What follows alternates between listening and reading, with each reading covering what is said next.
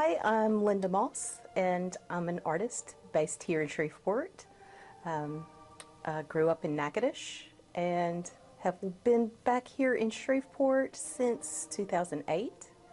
I'm a lifelong artist, and then around the time of COVID, I became a full-time artist, and here we are on that journey. When did you first start creating art? I've always been an artist. I remember some of my first memories are, you know, finger painting at the kitchen table and doing all of the kid art, and it was always my favorite thing. And by second grade, I knew that I wanted to be an artist. I was the same way.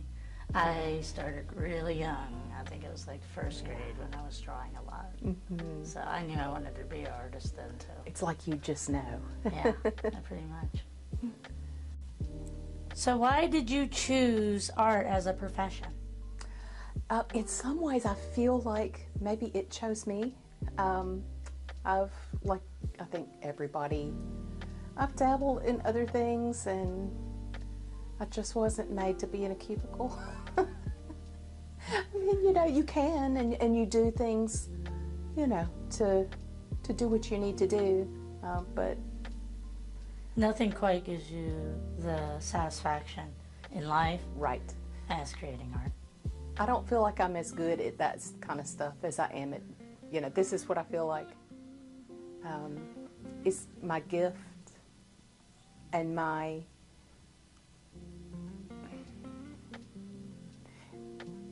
this is the easiest way to tell the stories that I have and that the things that I run across that I'd like to put out into the world. And I can relate to that heavily. Right. I didn't feel like I was very good at the normal life stuff either.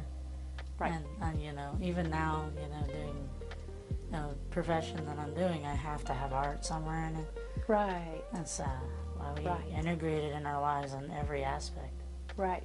I feel like it's a language that you speak, mm-hmm. and so I'm more comfortable speaking that language than I am the language of numbers or, you know, definitely numbers. Other world things. I know, but they get mixed up in my head, and same. That's not my.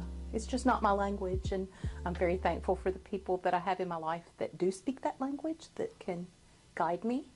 Mm-hmm. But this is my language. I speak in colors, and I'm always covered in paint, and I'm very happy with that. I also feel like that communication goes over to social life too. It's easier to talk to other artists than it is to other normal people, because they don't quite understand where you're coming from unless they're an artist sometimes. Right. So, and then when it comes to math and stuff like that, I'm thankful for those people in my life too. Right, right. Because you have to have it to survive to an extent in our society. Yeah. So. But, you know, creatively though, I think, you know, artists are, you know, and just as important as, you know, math people, because what would the world be like without them, right? Exactly, exactly. I think we need that maybe more than society as a whole gives it credit for. Mm-hmm. But I mean, who wants to live in an industrial ruin? Yeah, exactly. I mean, just a, you know, boring gray wall, brutal society of no color, no nothing. Right. That's no good for anyone's morale. Exactly. You are married to Ben Moss, another professional artist. How does that relationship benefit you both creatively? I think it's been great for us both. We both, I think, tend to be pretty supportive people, and his art and my art are vastly different, but we understand the same, like, basic principles, and we kind of speak the same language, you know, back to art being a language. And so you have a built-in critique, and you just have somebody that just gets you, and understands that language and can, you know, communicate in that way with you. but that's been one of the most wonderful things. It's just the support. When I was younger, I've dated people who were not artists, and while they may be, they may try their best to be supportive, they're not speaking that same language. They don't quite understand either. Right, right. It's, they try to be understanding, but sometimes it's just lost in translation. And I also feel like, sometimes, I'm sure not all people are like that when they're not artists, but I think they also don't understand the amount of time it takes to learn and the process, and the amount of skill it takes in order for you to create something. And then they think, oh, well, you're just wasting your time, all the For time. certain. They don't realize all of that practice, it means something. Right, right. And I mean, I look at artists and I say, well, you have to love it that much. Because otherwise you would just go and do something else that, might be a little more lucrative, but no. Yeah, that's the thing. We're passionate enough about what we have in our hearts and in our minds to put it out there, to meticulously learn the craft. Right. And to develop our own styles, just because we need to express ourselves in the world. Certainly, certainly. Yeah, and I think that comes with the language. Right. And being with a creative partner helps you bridge that gap within your relationship, so that there's like less barriers, I feel like, between an artist and a partner that's creative in some other way. Right. Yeah. What influences or inspires your work? Lots of nature.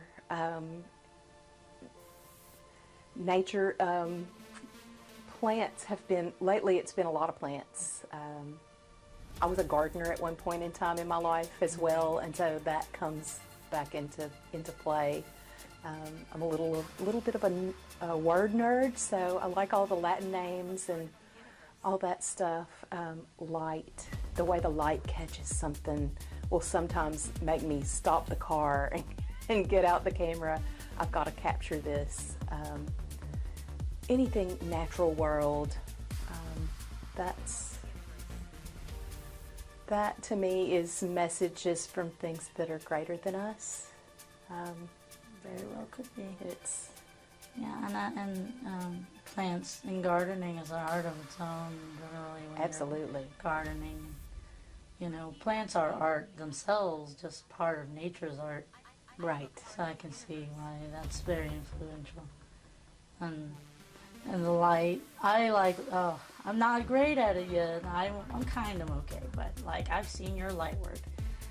It's so beautiful. I always admire how good you do with light in your work. Yeah, it just gives it this just like magical feeling. Well, thank you. Yeah, and it's like the universe is speaking through you. I like when I'm able to capture it the way I want to, and then sometimes you'll have one and you fight with it, and but when I can get it the way I want it. Then it's just miraculous. What mediums do you work with the most? Currently, my current body of work has been primarily acrylic on wood panel. I tend to layer thin layers over one another. I'll paint it a completely contrasting color first and then layer on top. For this pink snake, I underpainted green underneath him so it's not thin looking. Yeah, It's not build flat. it up and make it substantial, and it gives it depth. If I use complementary colors, your eye bounces off of that edge and gives you depth. So that's kind of where I've been lately, is really just really deep dive into the acrylic on wood panel. But over the winter time, I think I may have a little more time to play with some things, and I have some oils that are calling my name. I've never, I touched oils once in my life when I was a kid, yeah. and then I ended up doing acrylic. But I don't know, I always wanted to pick oil back up and give it a try again. Well, now they have the water miscible oils that you can rinse out. You don't have to have all the nasty spirits and all that stuff. It is a chore. It seems like a cleaner process. So that's what I have. I'm going to start with baby steps. I did some oil in college, but it's been a long time. Acrylic has kind of primarily been my thing because of jumping from one project to the next quickly. Yeah, it definitely, it dries quicker. Yes. You know, oil And when is you're doing a lot longer. of layering, that really, I mean, you can get out your hair dryer and be ready to go in 30 seconds. Yeah, that has always been the benefit of acrylic versus oil, because oil takes so long. Certainly. Yeah. Can you walk me through the process of creating a new painting? Sure. So I'm working on wood panel. That's generally, it just seems a little sturdier than the canvas. I get a smoother texture so that I can put detail in myself without the texture of the canvas the texture interfering. There are things that you can do to remedy it, but this was my personal solution. Was I like the wood panel. I like the way it feels. So generally, I'm going to go on with, of course, I gesso it first. And I use this sort of orangey color under a lot of things. Sometimes I'll do something different. Like if it's going to be something that's all greens, like a lot of greenery, I would, although I did do the orange under that, I would do a pink or something that's really going to be the complementary color. This orange, it kind of captures the light. It's the color of sunlight to me. So you have that little, you'll have that little edge as you paint. So the little pieces peek through and it makes everything sort of unified. So I start with that, and then I come in with my other colors and start blocking in with a big brush and just get my basic big shapes of what am I going for. You know, if there's an object in it that is, you know, purple, I would do a yellowish underneath it. I'll often will build things with the complementary color. So color wheel comes into play a lot in my work. And so I'll block things out with that, and then I start layering in my colors, and I usually work from darker and cooler to lighter and warmer as I layer. And then you can come back, and when the last layer is going to be your very highest values that are the, you know, the shine in his eye, or where the light catches the top of his head. That's my last things that I do. And I kind of try to follow that lean brush strokes, thin layer, and then you progressively get thicker, where your last layer, you can come in with some fun brush strokes, and you know, those final couple of layers really be expressive. That's kind of where I am right now. You know, it always kind of varies. But and when you're finished with the overall image, do you have any, what do you seal it with or cover? So it depends on what all I've used. Something that I didn't throw in, some of these lately I've been putting chalk in with the paint, and so I'll do my outlines in chalk. That's been something I've been playing with lately. So for something that I've used chalk in, I'll take this outside and use a spray fixative, and then let that set, and then I'll go over with an isolation coat, and then the final spray varnish. Okay. And it gives a really nice sheen. The isolation coat is a permanent layer that allows you to, you know, 50 years from now, you hope that your art is still sticking around that long if you're taking your precautions and using things that are archival in quality. They should last that long. But the varnish may yellow. You don't know what kind of, what it's going to look like. And well, the isolation coat allows you to use a varnish remover, take that off, and reapply a spray of your desired finish.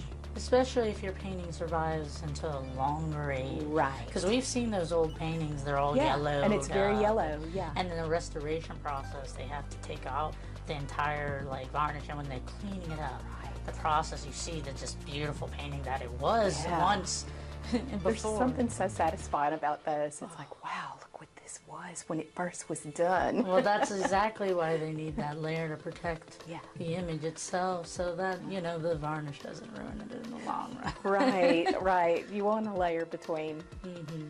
So tell me about some of your past bodies of work and how you have evolved your style over the years. Okay. So when I first, you know, I've been a lifelong artist, and you know, but you always kind of come in and go out, and you're always exploring other creative things too. So in 2008, I mean, I had still been doing some art here and there, but I really dove back into it around 2008 when I moved back to Shreveport. And I was doing a lot of sort of just abstract stuff. I was really, like, looking back on it, I was figuring out how the paint worked. How does it work because I was doing oil in college, and working on layers and how do these things interact. A lot of mediums that give you different, you know, effects. And I was adding fabric in, and there came a point where I was like, I'm going to have to streamline it and focus, and because it took up a lot of space. Like when you are using everything in one work, then you have to have a station for all of these things. And so I've scaled it back a lot and kind of, you know, honed in my focus on, okay, I'm going to do it all with the paint and take out some of these other things that I was adding in. And as I paint every day, or almost every day, you learn how to do things with just paint instead of, oh, I'm going to take this and put it in there. It's like, how could I replicate this to make this look, but do it with the paint? So you kind of honed in from like kind of mixed media into more of a focused medium. And I still, you know, at the chalk, that makes it a mixed media piece. Yeah, still. But less equipment everywhere that you have to manage. Right. Yeah. I was doing the fabric collage stuff. It's so much fun, and I love vintage fabric. My mom used to sew when I was a kid, so there was always these giblets of fabric everywhere, and it reminds me of childhood. It's familiar, and so it's familiar things to put in my art. It's inspiration because it was part of my past. And so these days I look at those things and I'll be inspired and I'll put it in, but I'm going to look at it and I'm going to paint it to paint put it the in fabric instead of putting the actual fabric in. I think that's cool though. You know, you challenge yourself to take out those mediums. You know, sometimes it would have been easier for artists to just put the fabric in instead of painting the fabric, because that is the real challenge. Right. Is painting the fabric to look like that fabric. Right, right. But yeah, I also get that with being mixed media artist, because I had so many things, because I still do. I do too many mediums of art just because I love to create in different mediums constantly. But like the amount of mess and organization is overwhelming sometimes. Yeah. I was like, okay, I'm going to need another house for this, and that's not going to happen. So. Don't we wish? I know, right? If I could have an entire house just be a studio where I have different spaces for. Whoa. Mind blown, right? Yeah. So tell me a bit about your upcoming show in Leesville, Louisiana, and what people can expect. Okay. I'm excited about the show. It's going to have pieces from a few different bodies of work, but mostly recent things within the past, 3 or 4 years. And so all my style, all of my work, just different subject matter. So that, as far as work, is what you will see there. It's at Gallery 111 in Leesville. So that's sort of in their little downtown. Their downtown is so cute too. So it's on the Leesville Main Street District. It's October 17th through November 8th is the whole run of the show. The public reception is October 19th, at 6 o'clock. Okay. Very nice. And some things about the gallery. I'm just going to read this off here, kind of. Gallery 111 is a nonprofit, volunteer-run space supporting the arts in West Central Louisiana. They are in their 19th year. And they also have a little art park that's close by to the gallery where they have some neat sculptures.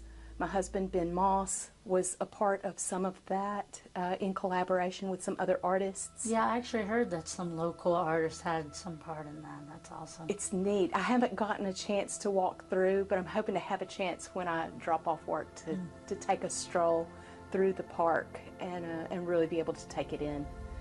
I've seen Ben's piece, that they did and worked on, but I haven't seen the whole thing together. I haven't seen it in person in the space. Yeah. If that makes sense.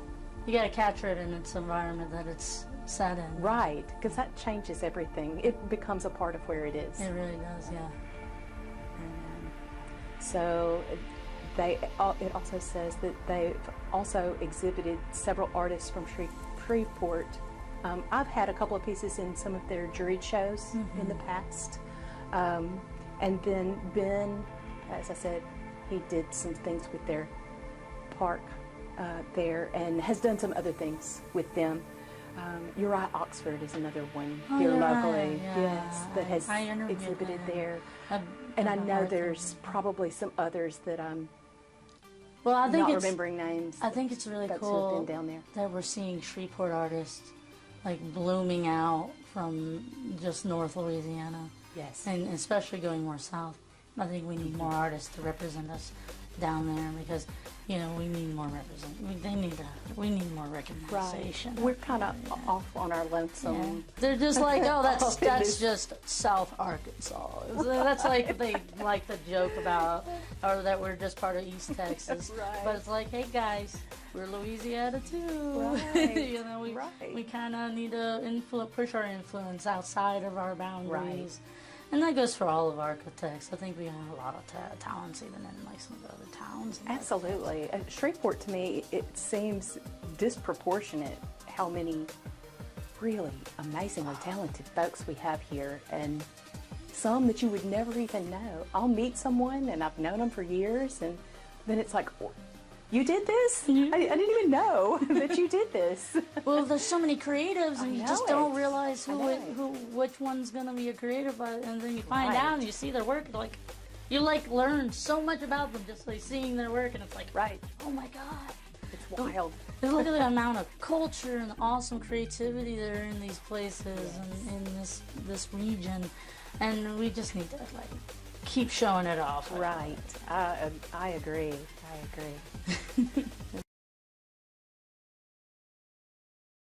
All right, thank you guys for stopping in. Thank you for being patient with me when I was having all those technical difficulties at the beginning, but we got it working in the long run. Go catch Linda Moss's exhibition in Leesville if you feel like making a drive, or if you're in the area at the time, or if you're in Leesville and you happen to be watching this and you want to see one of our local artists here from Shreveport, the ArkLaTex area, let Linda know that you watched and that you're happy to have her there. Thank you guys for welcoming us to your town. Also, thank you all guys for supporting the arts in our area. It's very important that we support our artists and continue growing our culture in our area. If you have artists that that you would like to see featured here, just give me an email. You can find my name under Meet the Team on KSLA if you look for that. Brittney Hazelton. It's going to be Brittney.Hazelton at KSLA.com if you want to email me that detail. You can watch more streams like this from every Saturday at noon. I stream But I also publish articles, and I write the articles myself. So you can find those under Community and ArkLaTex Artistry. You can also find our videos under the podcast section. If you go straight down, we're ArkLaTex Artistry, and that's all my videos from my podcast. We're also on YouTube, Roku TV, Apple TV, Android TV, and our News 12 Now app. So thank you again, guys, for stopping and watching. Hope you guys make it out to some of these cool events that are happening today, especially Zombie Walk. If you're there and you see me, say, "Hey, Britt, I got to see you on ArkLaTex Artistry," and let me know, because I'd love to talk.